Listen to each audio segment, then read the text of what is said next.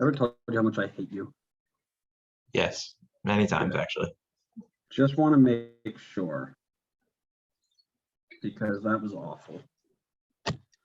What's up, everybody? You missed the joke to open the episode, but I'm not even gonna repeat it. It was not good, and it actually made me want to not record today. But here we are, getting you episode 29 of season 3 of the Designated Players podcast. Connor, outside of making terrible jokes, how are you doing? I'm doing pretty good. How are you doing? I'm tired. I'm really beat down by that awful joke. Like it just took everything out of me. We're here to talk a little bit about USMNT rosters. We're here to talk about some transfers into MLS. In particular, one massively old Italian center back. And we're also here to talk about how MLS is actually massive because it actually saved a Premier League team from relegation. The amount of MLS ties to that team are ridiculous. But before we do any of that, of course, we go into Scarf of the Week. What do you got? Well, if we're talking USMNT rosters, we got to talk the club that makes every single player that's on the team, the pride of Texas. You need to move out of Brooklyn, get a place that's cheaper to rent, and then buy some scarves because I'm tired of seeing the same 12. I buy scarves when it's Black Friday and they have deals. For me, lots of European leagues ended the year this year, or ended their season this weekend. And I have one to honor the winners of one of the bigger retirement leagues. I mean, they're playing with a 40-year-old striker right now. It was really good to see him go and end his career at a place winning a title. It is a lower level than most, but I'm rocking Milan for the title they won, first time in a few years.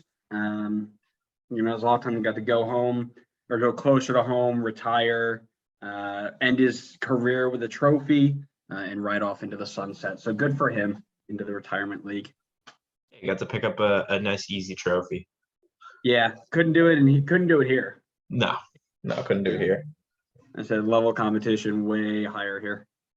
Yeah, of course. That might be a question of the day. Ooh, might have to pull that out later in the day. You just spoiled it. Before we do that, why don't we run on over to the USMNT roster? Dropped for the June camp. I'm a little bit disappointed, but I also kind of understand where you were coming from. So just a quick rundown of who we've got. In goal, the three usuals: Zach Steffen, Matt Turner, Ethan Horvath. In the back, George Bello, Reggie Cannon, CCV, Aaron Long, Eric Palmer-Brown, Anthony Robinson, Joe Scally, Deandre Yedlin, and Walker Zimmerman. Kellen Acosta in the midfield, Tyler Adams, Luca De La Torre, Weston McKinney, which is awesome to see. Didn't think he'd make this one. Jordi Mihailovic, Yunus Musa, Christian Roldan, Malik Tillman, the interesting addition. And in the forward line, Brendan Aaronson, back after injury as well. Paul Arriola, Jesus Ferreira, Jordan Morris, Christian Pulisic, Tim Weah, and Haji Wright. So a few cool additions there. A few people I didn't need to see again. What are your initial thoughts? So originally I thought that this was just the roster for friendlies. I didn't realize this was the roster for Nations League as well, which makes me a little bit more disappointed. Again, I totally understand it. Like, this is most likely your last chance to kind of figure things out with the team in terms of like strategy and who you want to bring before the World Cup. So yeah, I get it. Bring your guys in that, you want to be a part of the strategy and try to get a sense of who is making that final cut to go to Qatar. But it is a little disappointing to not see more guys rotated into this team for the Nations League games, because those are great opportunities for some new faces to get some game time. But with the roster that Greg's bringing, it looks like you're going to see a lot of the same faces. Granted, some credit, there are a few new names in here that I think are exciting to watch, and some guys who definitely deserved to be on this list. Cough, cough, Jordi Mihailovic, that I'm glad to see in here. for sure. Yeah, absolutely. Hyped to see him here. But I think I told you the first thing I did, I was super underwhelmed. There were players that I thought should have been called in, given a shot for this entire run of Nations League. And like you said, I understand you've got how do you say? You've got your last shot before you get to see the World Cup roster, right? Before you have to really finalize it. But there are a lot of people I thought probably should have been tested here and given a shot. A few people that I'm just scrolling through this little list here right now, and these are just players who are playing relatively overseas. It was updated a little bit ago. There's some people like Bobby Wood is still at Hamburg on this list, but for the most part, it's pretty up to date, right? Christian Ramirez is somebody I absolutely would have loved to see in this team. I'm okay seeing Haji Wright in there instead. You know, they really only have two true strikers in this group, in a Jesus Ferreira and a Haji Wright, and I'd assume that at some point you're going to see Tim Weah play as a false nine or something like that. I would have loved to see Christian Ramirez in this list. Shaq Moore is another one. And again, these are just overseas players to start. I haven't gotten into the MLS players yet. Shaq Moore, absolutely think he deserves a spot on this team for the Nations League specifically. You know, kind of that Reggie Cannon isn't going to be your first guy up, and DeAndre Yedlin needs to leave. So would have liked to see him in there. With our center back depth being tested and a lot of them being close to injury already. I know Aaron Long has been brought out early a few times this year. Would have liked to see maybe Miazga or Mark McKenzie get back in and give a run out. Matthew Hoppe, another one we would have been nice to see. Giacchini would have been good to see. Not sure if Daryl DK was the guy, but would have liked to see him come back in. Conrad De La Fuente are just names that are jumping out to me right now that I would have liked to see. Shut up. Thank you. You mentioned Anybody else Christian you would- Ramirez. Is Christian Ramirez just like popping off at Aberdeen? Have you not heard? I'm pretty sure he was like joint golden boot all the way up to the end of the year. Wow. No, I did not hear that. Yeah, he was absolutely lighting it up. He was I think That's I pretty got it. impressive. Yeah, Oh, yeah, Christian Ramirez. he finished joint third. He was 2 off of Alfredo Morelos. Yeah, which is massive because he's playing for Aberdeen and not Celtic or Rangers. True. You know, I would have liked to see him get in there. I think he deserved a shot. Again, maybe you see him in Group 2 of Nations League or Gold Cup. You know, he'd be a great Gold Cup guy, I think. Would have liked to see him here. You know what I'm a little bit surprised to see is the I feels a little light on center backs. I kind of wish they brought one more. Right. Because Right. like you Exactly. said, Long's battling injuries right now. Right at the moment, you're looking for most likely your guy who's playing next to Walker Zimmerman at the World Cup.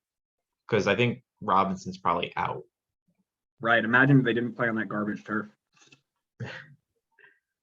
I don't remember. Was he hurt at home? I don't know. I just like to blame your turf. Okay. Well, anyway, yeah. I mean, right now, based on that list, I would have to assume Greg's going to look to pair Aaron Long with him, which is going to throw USMNT Twitter into an absolute riot. And you know for a fact, I'm going to sit there and just refresh, and hook you directly into my veins. Yeah, I'm toxic. What are you going to do about it? I don't love the Aaron Long starting shout. I like him being on the team as like a good sub option. I don't like him starting. That's wild. I can't remember who asked. I did. I asked.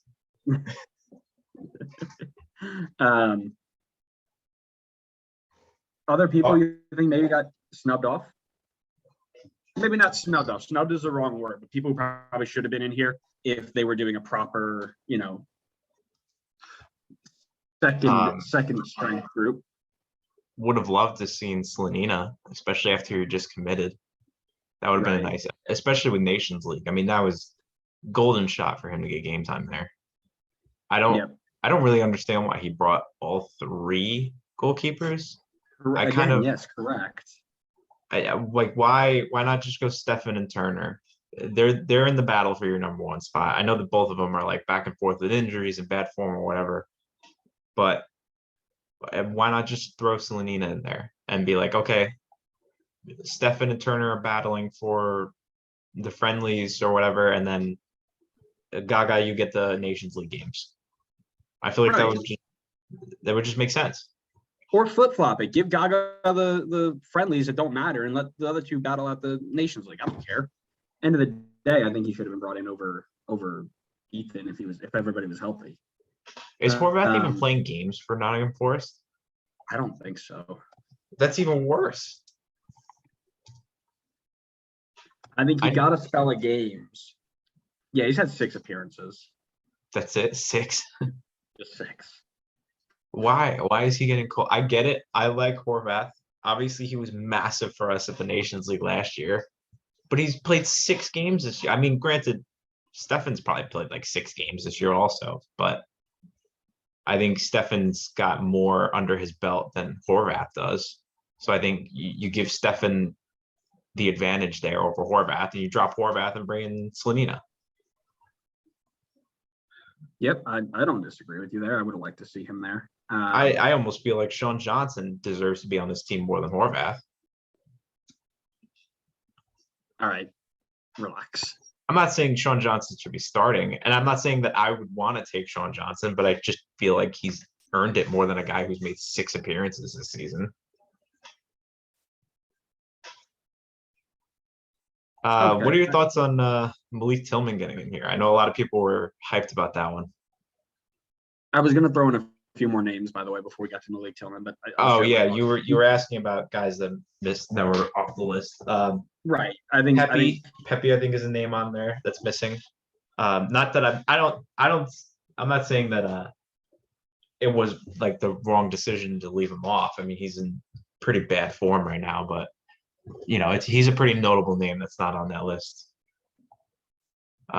You said oh no, never mind, he's on there.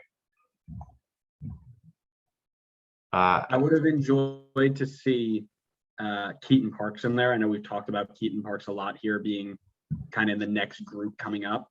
But as well as Frankie Amaya. So Frankie Amaya has turned into a phenomenal kind of holding mid number 8 type of player. And I think he's definitely deserved at least a shot to fill in. If we're talking MLS players, do I think he's like the next guy up? No.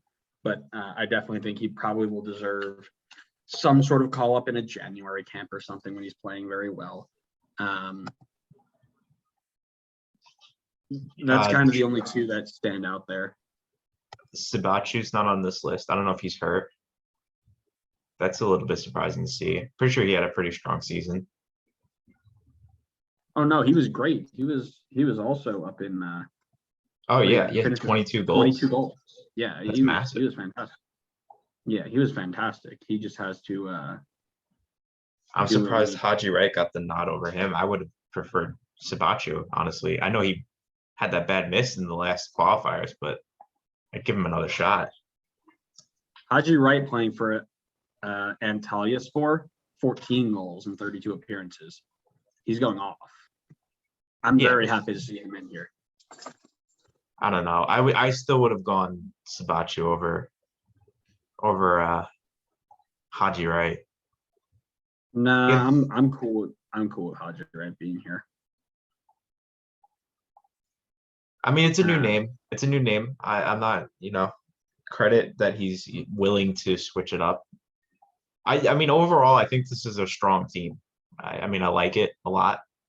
It right. is Happy to see Cameron Carter Vickers and Eric Palmer Brown in there, see what they can do. Right. Because like we said, we need to find somebody who can fill in that spot. But the big focus, I think, obviously, is Malik Tillman. I don't Yeah. know much about the guy. I'll be honest with you. Didn't even know he was on our radar. Don't watch a lot of Bayern too, so don't really keep up with my third division German league as best as I should. But he has appeared 4 times for Bayern Munich properly for a total of 102 minutes. So he It's pretty good though, 'cause 40 he's pretty young. So, and it's Bayern. It's not easy to break into that team and get minutes. But Oh, come on. let's take this with a grain of salt, They have the because league wrapped up by like 2 months left to go. Anybody could break into that team. You just gotta wait. let's take a step back though, because let's remember who the last big youth prospect was to come through Bayern Munich for the US. The last person to score a goal at the World Cup for the United States? Yeah, you're damn right I'm hyped. Let's go, baby. My boy Julian Green. What a legend. Yeah, I've heard a lot of hype around him. Just like you, I don't really know too much about him either, but I'm excited to see what he could bring to the table. I think he's got good chances to play here too. I'm hoping this isn't like a situation where they get called in and then they just kind of train with the team. Like, I want to see these guys play. Right. A lot of what I'm reading about him is he's the next kind of Yunus Musa type of Gio Reyna type of player, going forward, breaking lines. Tillman.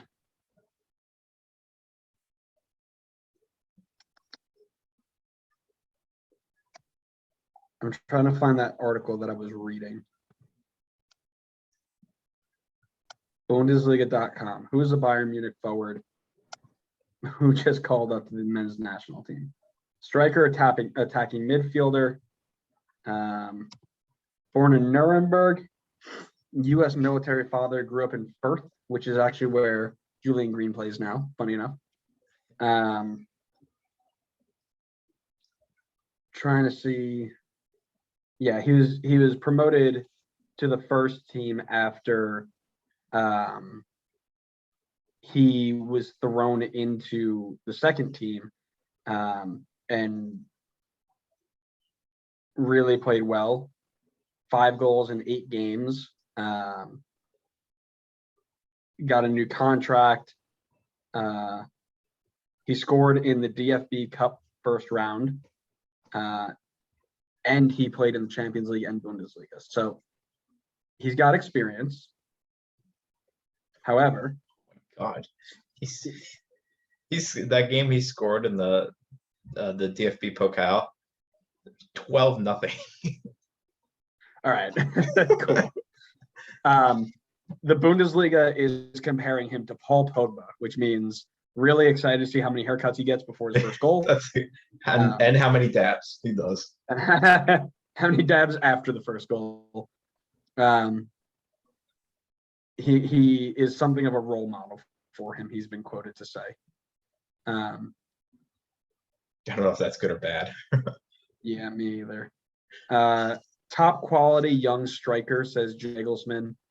The Germans were really upset to lose him.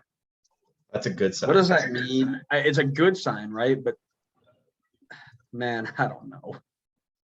I can't have any faith until I see the dude ball out. So Yeah, I don't know how he got over here, but Big Greg is doing a heck of a job recruiting some of these players. That's what we talked about. That's what we talked about last ago. episode. Yeah. Yeah, where yes, people are leaving, but we are pulling in way better players. You tell me if I want Malik Tillman or Richie Ledesma. Yeah, easy. Yeah, exactly. Especially because I've seen so much of Tillman, right? He's this is what we were talking about last episode, where Greg's grabbing or convincing these guys from Europe to switch over to us, which I think is a better use of his I guess let's say recruiting abilities than trying to get the guys more local to stay with the US. So I feel like Right. there's more potential with the guys that are in Europe. I mean, not to For mention sure. style of play. You know, they know how to play a style of play similar to what, let's say, like Pulisic or Weston or Gio are used to because they play in those countries already. Right, and we talked about that too, where you have to have people who are used to the same style of play playing together.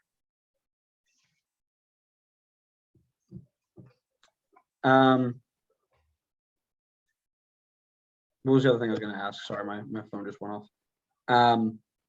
Well, while you think of that, the only other thing I wanted to say is that I'm super stoked to see Jordi Mihailovic in here. There is not a single player in the world that deserved this call up more than Jordi Mihailovic. I don't like agreeing with you, but yeah, there's not much to argue on that. This dude is in the form of his absolute life. He just can't stop scoring. He can't stop scoring. He can't stop assisting. And I'm really excited for Greg to leave him on the bench all 3 games. Oh, it's going to be great. We're going to see Christian Roldan make more Christian appearances Roldan's 8-minute cameo. Oh, hook that. Sorry, Jordy. Christian hits in the contract. I would say, man, listen, we're in the 3rd game. It's the Nations League. You know that he's a really good impact player. You just don't fit the system, bro. I'm sorry. Coach, I'm literally Yunus Musa, but like American. Like, what do you mean? Thoughts on anybody who probably shouldn't be here? Yeah, I would say I really don't see a point in having DeAndre Yedlin here. I think 100% he's going to be on the plane to Qatar.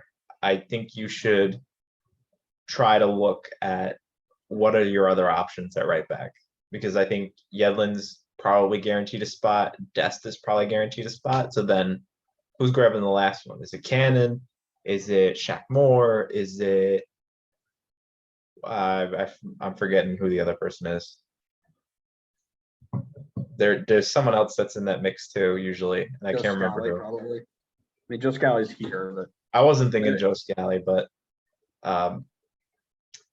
who else? Oh, Tim Chandler, of course. Oh yeah, of course. Yeah, that's it. Or actually, sorry. right back. Tim Ream is actually the correct answer. That USMNT player abroad list that I told you I was pulling up, it still has Nick's Discarud on the list. Guess where he's playing right now? The Norwegian 2nd division. Cyprus. Nice. He's crushing it. Joe Corona's playing in Sweden, by the way. Oh, that's where he went, huh? Yeah, that's where he ended up. I don't see anybody here who. Yeah, nobody's really jumping out too much. And that just tells you where we're at as a nation, where it's like, yeah, any of these players I'm okay with, right? I'm okay, and it's whatever. There's nobody jumps out like, oh my God, stop bringing him again. Yeah. Right. There's no more Sebastian Lletget, who is, by the way, absolutely booking a ticket after that bicycle kick he scored this weekend. That's why he's not on here. His What an tickets are absolute. Okay, listen, that finish though, absolutely unreal. My dude pulled that out of his locker like. It's because he's trying to get in. He's like, Greg, don't forget about me. You know who else scored this weekend? Who's coming on the plane? Jordan Lewis. Oh, I was gonna say Brandon Vasquez. Jordan Lewis. Yeah. Yeah, no, not really too many people here that I'm upset about seeing. I'm super okay with the entire roster. Really want to see him utilize every player. Agreed. Yeah. We're in friendlies. We're in the beginning of Nations League. I don't care if you go strongest lineup for Nations League, but in the friendlies, you got to empty your bench. You got to give everybody a chance so we can see what they can do. There's no point in bringing people to friendlies if you're just going to sit them on the bench. Yep. Absolutely has to get everybody involved here. Fully agree with you. Yep. 100%. Shall we move into A very MLS 2.0 move. Or unless you have anything else to add about our great men's national team. No, nothing to add. We can move on to Giorgio. So Giorgio Chiellini did finish his final game as a Juve player at 37 years old. And as soon as it finished, Fabrizio Romano, my guy, the GOAT, claims that he is one step away from joining LAFC on a free. I'll go ahead and start this here. The only positive that's coming out of this is it's a TAM deal. It's not a DP deal. So I don't love this. I'll just leave it at that. I don't love this move. LAFC don't need to put people in the stands. They don't need to sell tickets. They don't need to sell jerseys. They've got aren't they like 4 deep at center back? Didn't we look this up the other day? They're crazy deep at center back. Yeah. What is the point? Am I missing something? Is somebody like stupid hurt, like never coming back to play ever again type of thing? Eddie Segura's hurt, but that's pretty much it. Yeah, but you got Mario Mbake, Daniil Henry, Sebastian Imiyaga, Traore, and Tony Leone. And Franco Escobar can slide in there. What is the point of bringing this guy even in? Hollingshead could go there. I mean, anybody. Kellen Acosta could go there too, but here we go. What in the heck is the point, man? Oh, there is no point. It's a dumb move. It doesn't make any sense. I don't know what they're doing. I agree with you. Besides the fact that he's just not, he's not obviously he's a massive name worldwide, but I don't think he's the name that comes in here and sells a ton of jerseys. Like, you see that, are you excited? Would you be excited to go get a Chiellini LAFC jersey? Like, this isn't Messi. Not really. Yeah. Look, so here's the deal, right? You're gonna have your Italian like Americans who are going to drool over this signing. Like, people are gonna lose their mind. But in the long run, what is this really gonna do for us?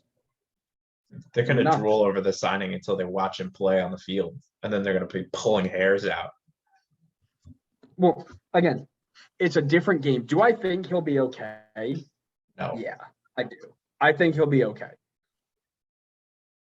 The only thing that I think makes him a not good player in this league is the fact that he expects something to happen, and our league just does it completely backwards.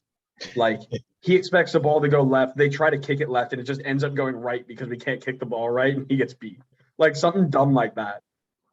I think this dude is one of those guys who's going to play until you drag him off the field, and he will just be an absolute monster because that's just who he is.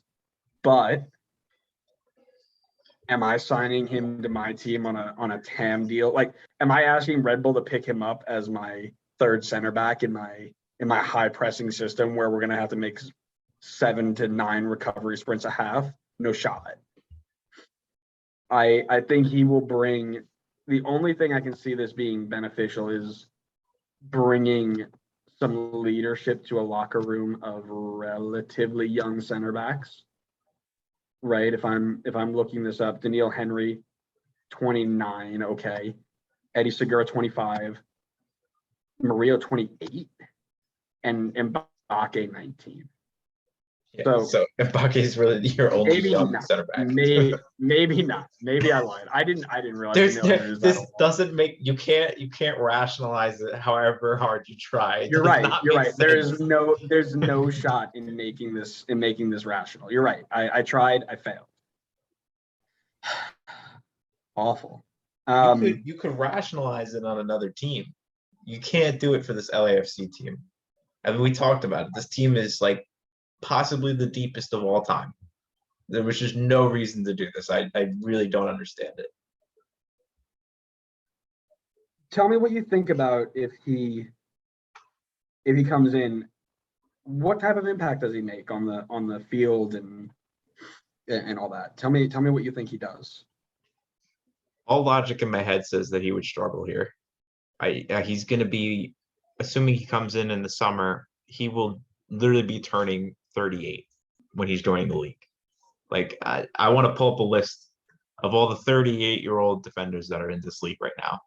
And I guarantee you, if I go through that list, at least 50%, if not more, will be not playing or not playing well.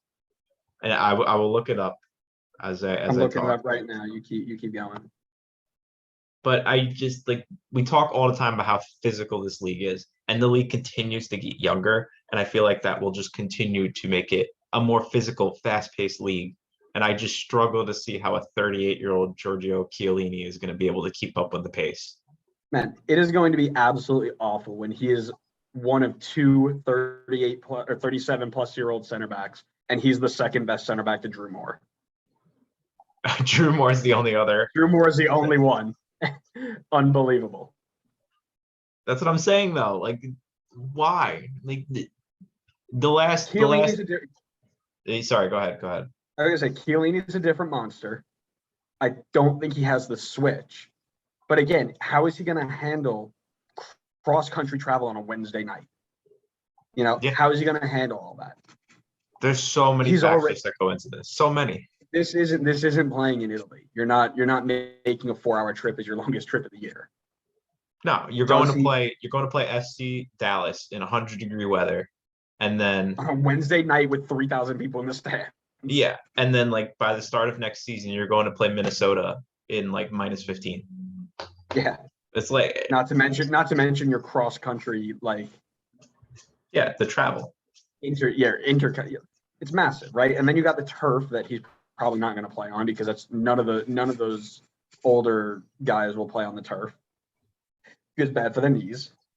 No, and I understand this is a TAM deal, but I highly doubt this is like a cheap TAM deal. This is still this is peak TAM. Like you spend $1 more, he's a DP. Exactly. So it's crazy expensive for a guy that is what? Are you just gonna play him like half the games? Like this isn't Thierry Henry in 2015 MLS. This is and again, this isn't MLS 2.0 anymore. No. Right? You're gonna ask this guy to defend against Carlos Vela. Bro. Sorry, yes, Carlos Vela. But my first instinct was Brian White, and I would love for Brian White to spin Giorgio Chiellini. Bro, Brian White spins Giorgio Chiellini for his 3rd goal of the game, and I swear to you, I would lose my mind. This whole world would hear my wrath. I love it. Right, he would be good against. Honestly, I think he'd be better off in games where you got to play 3 at the back. You got to have people surrounding him who can make that recovery run. And you have to be playing against somebody who's going to serve the ball in constantly. Anybody who's going to try and play tiki-taka through you, he's beat. And I think what he's going to do is he's going to expect a lot out of his teammates. And every time something goes wrong, he's going to blow up. And nobody's going to, I'm not going to say nobody's going to care, but they're just going to stop listening to him at some point. Man, I don't get it. I don't get why. Do I think he makes this team worse? No, not at all. I don't think this changes anything about LAFC. I just don't get it. I mean, maybe it's a hot take, but yeah, I feel like it could make it worse if he gets consistent enough game time. I just genuinely, there's so many factors working against him here to be successful. I'm not saying that he 100% will be, because obviously he's, like you said, a different animal. He is one of the greatest defenders of all time, but he's coming in age 38.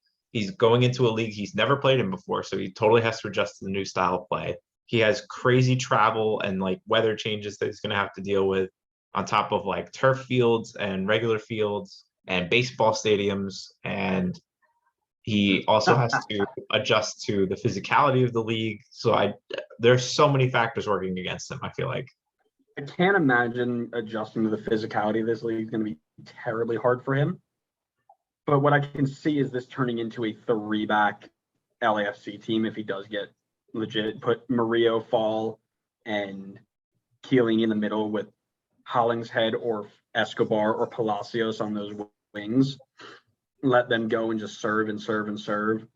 Put Acosta, Cifuentes in the middle, and let Vela, Aranjo, Rodriguez, Apoku. I mean, they've got so many options of what they want to do. This almost hurts them in a way because right now they've been locked in that 4-3-3. That's been their shape. Bringing him in gives you the option to go 3-5-2 or 5-2-3 or do all these things, and then you have to move other people around to accommodate him, even if it's the field because you're changing shape that way. There's just so much that could go wrong. It feels like a really MLS 2.0 move. It feels like a very Montreal signing Alessandro Nesta at the end of his career. Couldn't tell you a single game he played in, couldn't tell you a single thing he did. Just feels like a reach for nothing. Yeah, couldn't have said it better myself. I can't wrap my head around it. Can't figure out why. Comment down below. Let us know what you think about that. Let us know if you would agree with us, if you think this is a great move, if you think we're out of our minds. We'd love to tell you how wrong you are. So, shall we move on? Yeah. All right. We got to talk about how massive MLS is, where we weren't even playing at that time and we saved a team from relegation.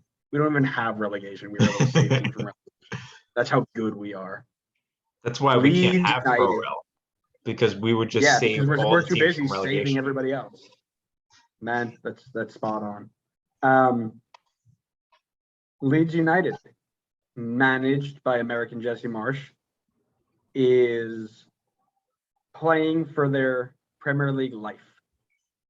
And at the death of the game, if I just get the stats up here really quickly, in the 94th minute, Jack Harrison, former Chicago Fire draft pick, traded to New York City, scores the goal that saves them from relegation. Immediately after they're saved, two former players in Tyler Adams and Brendan Aaronson are linked to Leeds United moves over the summer. Is Leeds just about to be MLS feeder system? I would love for at Leeds to go be like 90% MLS and just continue to survive so we can finally answer the question, what happens when we put an MLS team in the Premier League? Because that's the question everybody asks is, well, what happens if we put them in the Prem? They're going to get relegated. They'll score 0 points. Well, fight me. What are your thoughts on first of all the survival through simply just straight MLS power? Jack Harrison clearly learned that at Manhattan PSG when I was playing against him, and then brought it all the way up to England to save a team from relegation. What do you think about it? I am obviously happy to see Jesse stay up. A part of me wished it was staying up instead of Everton, seeing Everton go down. But that is just to see you be upset. Unfortunately, that didn't happen. Great to see Leeds stay up. Great to see Jesse doing well. I'm trying to find a tweet because I remember looking at a tweet under one of the ones that Leeds made where someone was talking about Marcelo Bielsa and being like, oh, Bielsa's better than Jesse Marsh or whatever. And someone brought up a stat or something that it was like points under Bielsa, like last 12 games or whatever. And then it was like Jesse's amount of points or wins or something in like the last 6 games. And he like outdid Bielsa already. Because I do feel like, and I know we talked about this when we talked with Corey about how like the American rep is in a lot of these English teams. And I don't think it stops at the players, because I think when I see a lot of stuff about Jesse Marsh and Leeds, I see a lot of like slack that he gets, I think, for stuff that maybe other coaches like Pep did it. Obviously Pep wouldn't get the same slack, but I think Jesse gets it because he's American. And some of his stuff is definitely like corny American stuff. Like some of his speeches are super corny Oh, American did you Ted see the Lasso one? type stuff. Did you see the one at the end when they won? He was like, "Everybody come in, everybody come in. We're staying in the Premier League, gents." And he like Yeah. raised it. It was like, "Oh man, Jesse, no." Yeah, Jesse's not doing us any favors in that regard. But I'm glad to see him up. I'm glad to see US guys linked to him. Although I'm a little hesitant because I think Venezia kind of did the same thing, bringing in a bunch of Americans, and they're dead last in Serie A. So hopefully Leeds bring in some of the stronger names. It looks like they are. They're bringing in Brendan Aaronson, Tyler Adams is linked. So agree I with would you. love to see Tyler Adams there. Sorry, I didn't mean to cut you off, but I Could think you he- imagine Calvin Phillips and Tyler Adams together? Oh, dude, they That'd be wouldn't rock solid. concede a goal. They wouldn't concede a goal all year. Yeah, they'd be super rock solid. Yeah. So I know that the Venezia are going back down, but it's not. I can't say it's because of our American influence. They had two Americans on their team. They had Gianluca Busio, who played about 2,000 minutes, and then they had Tanner Tessman, who played about less than 700. They also brought in Nani, played 300 minutes, going again to the Retirement League of Italy. And then they brought in, what's his face? The youth player, Jack DeVries from Philly, and he didn't even make an appearance. So can't really say that it failed that way, but I also think Tyler Adams and Brendan Aaronson are a bit above those two right now in terms of Just talent. a bit. Just a bit. But I like I said, I think Tyler is fit for the Premier League game. I think he'd be an absolute monster in that field, like you said, with Calvin Phillips. And Brendan Aaronson is just one of those exciting type of players. I fear that he turns into a little bit of Josh Sargent, in where he gets put on the wing and has trouble to create and gets into a funk and people start doubting him and all that stuff. But he needs to leave Salt at some point. I don't think it's the worst spot for him to go to Leeds, and I think Leeds are also going to start looking for other players as well. So they need a little bit of help all over the pitch, but I think Tyler Adams is a great start. So I'd be very, very interested to see that happen. Let's talk a little bit before we move on about before we even go on to that. The real reason is that they had a Chelsea loanee on their team in Ethan Ampadu. This is Venezia. Ethan Ampadu, who got them relegated because he couldn't keep balls out of the net. So, and Sergio Romero at 35. Oh God. Yeah, Sergio Romero. Bro, this team is like, yeah, they had 3 goalkeepers each get like 1,400 minutes, or 2 goalkeepers get 1,500 minutes and one get 500. Like, what are you doing? Yeah, they had. It's an interesting squad. No, for sure. They had a ton of people over 30 years old, so not too much to write home about. Anyways, MLS's influence overseas. I know we've talked about it a little bit. You've seen some success, some failures. Are we moving in the right direction, do you think? Yeah, I would say definitely. I think we still need a little bit more time. I think a great sign would be seeing Brendan Aaronson and Tyler Adams go to Leeds and be successful. We need more guys to be successful coming from the league, because we saw Alphonso Davies do it, go to Bayern, and he blew up, and he was one of the top players in the world. We got to start doing that consistently now. We can't just be a one-hit wonder with Alphonso Davies. Let's keep guys like Aaronson. We need them to continuously be successful, and then we can get some credibility in the guys that we send out onto Europe. So I hope that someone like Gianluca Busio gets a move to maybe another team that's in Serie A and can continue to develop, and maybe eventually make that move, like Anthony Robinson being rumored with AC Milan and like just missing out on that. Like he would have been league title winner this season.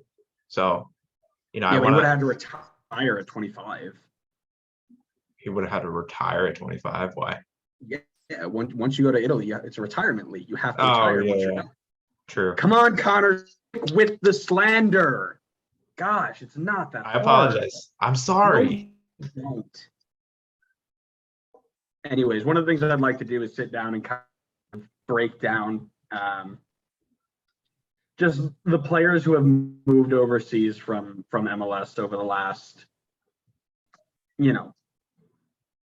4 or 5 seasons. Just kind of track their influence. The Athletic did a really good article where you could see the number of players being sold has increased.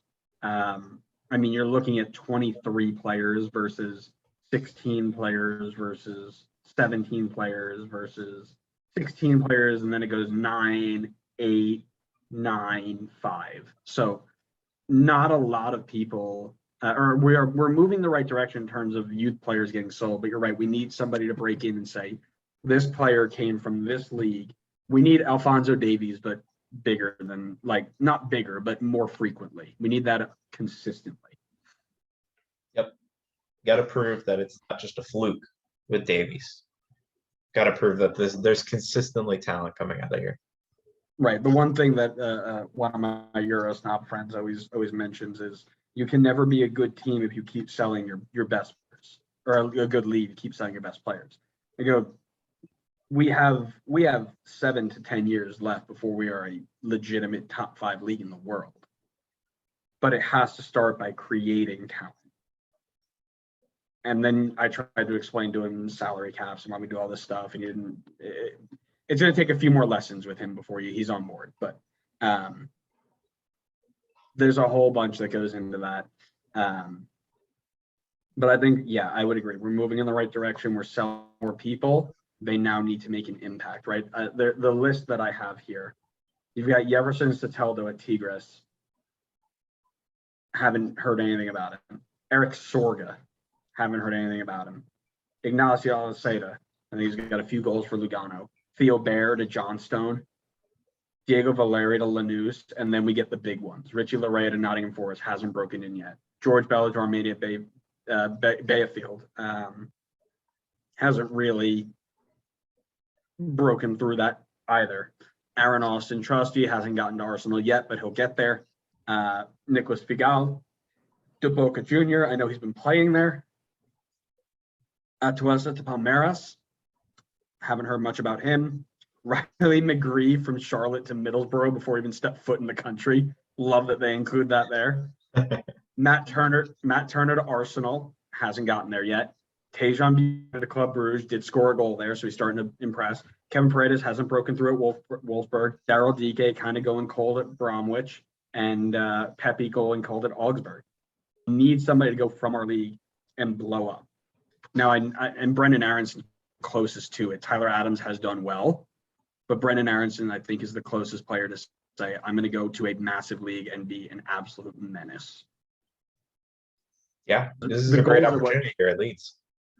Yeah, and that, like I said, this could be, in 5 years, we can look back at this and say, literally, MLS makes the takes, right?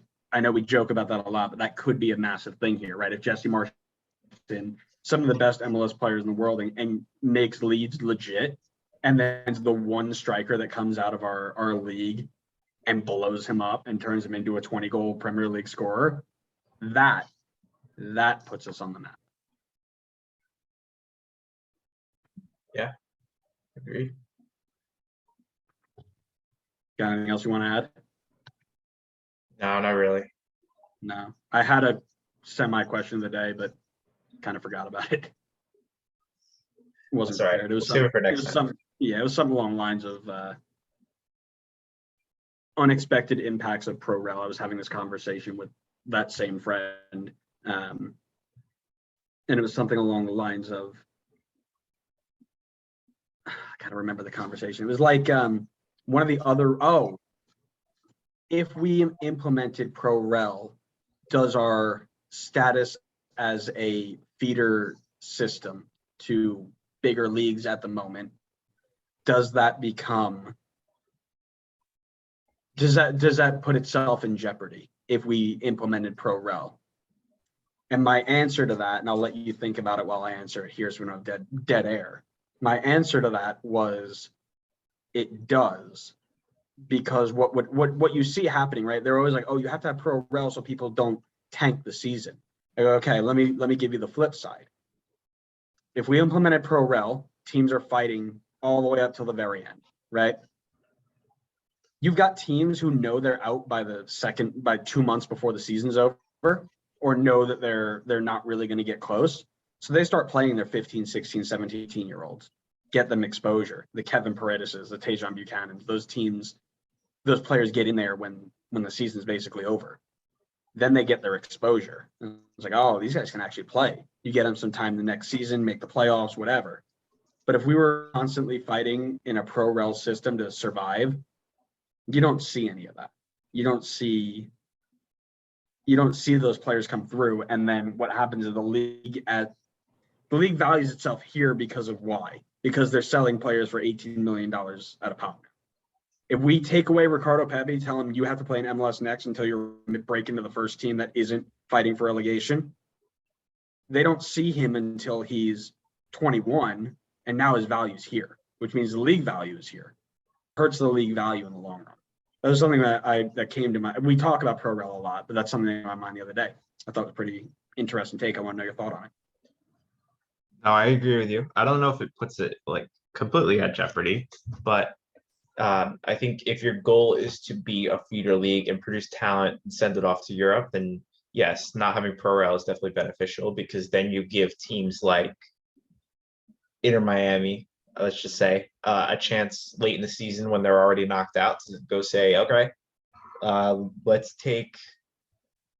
I'm trying to think who is the guy that they just signed that has pretty good potential. It's not Cameron Duke. I think he's on SKC. Take Cameron Duke. Take Noah Allen. Take Ame Mbike.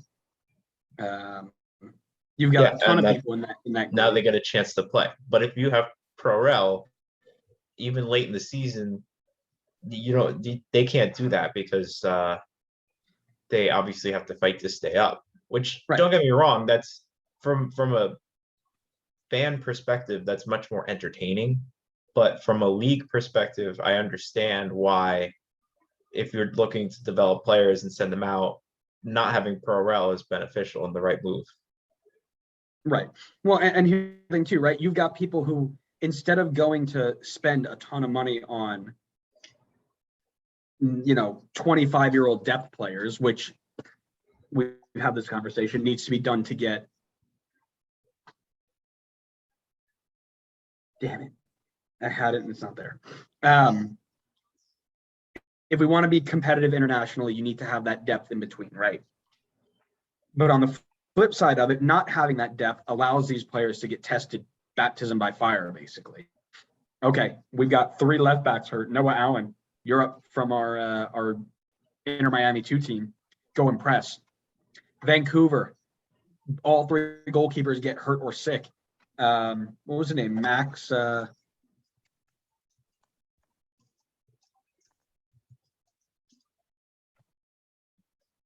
don't remember his name. I got him looking up right here. Max Anchor. Max Anchor, yep. Max Anchor from MLS 2, or from Vancouver's, or where'd he come from? Yeah, I think he was Vancouver. Yeah, BMO Academy goalkeeper from Vancouver 2. Get ready, you're playing, right? That may have just launched his career into being something legit, right? But if he doesn't, this opportunity and they go and they have, their goalkeeper in Vancouver 2 is a 25-year-old they've been just saving to be the backup. He doesn't get there, and maybe his career stagnates. There's a bigger goal to this than let's get all the people watching here. Because at the end of the day, you're still going to get the people who say, "Oh, this is just America. It doesn't matter. You can't do this." So let's build a foundation for the league first, right? As a producer, get people to, like I said, I think what you're going to see is a lot of people. Eventually, and I don't know if it's going to happen in the next 15 years, but eventually you'll see the expansion teams with the good fan bases are going to be the first teams in, and you're going to start cycling out teams with bad support. And eventually you're going to go ahead and get to a point where you'll have a strong enough support system to have pro rel, but we're nowhere near it. So just something that I was thinking of the other day that I thought was pretty cool. Yeah, it's an interesting topic. Yeah. Like I said, we might have to do a full, because I actually broke down like 4 or 5 other impacts that I wasn't thinking of when we usually had that first argument. We may need to have a full benefits and positives of pro rel episode coming up soon. Yeah, it's not a bad idea. But until then, make sure you are following us wherever you get your podcast so you know when that episode goes live and when this one goes live, and when all of our episodes go live. Make sure you're following us on social media, Facebook, Twitter, Instagram, YouTube, and TikTok, so you can find all of our tips and live episodes and things like that. Interact with us when we get some thoughts in our head. And other than that, thank you for listening. Thank you for watching wherever you are, day, night, afternoon, evening, dusk, dawn. Look at these terms. And we'll see you on the next episode of the Native Players Podcast. See ya.